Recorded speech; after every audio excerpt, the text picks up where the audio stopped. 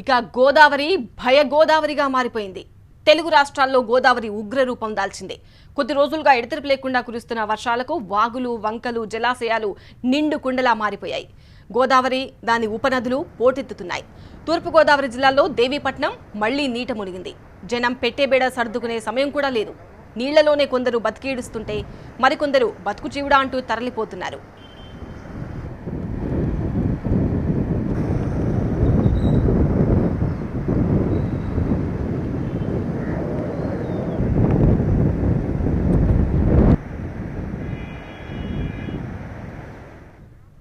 ములుగు జిల్లాలో ఎడతెరిపి లేకుండా కురుస్తున్నాయి భారీ వర్షాలు.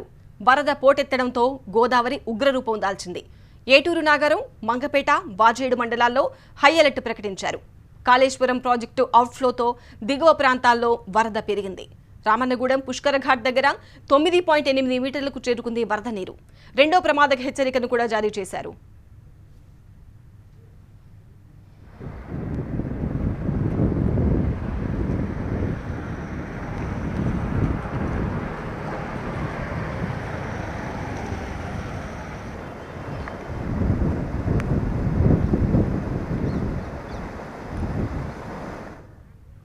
చుట్టూ పరివాహక ప్రాంతాల్లోని వర్షపు నీరు మరింత వచ్చి గోదావరిలో చేరుతుండటంతో ధవళేశ్వరం దగ్గర వరద మరింత పెరిగింది.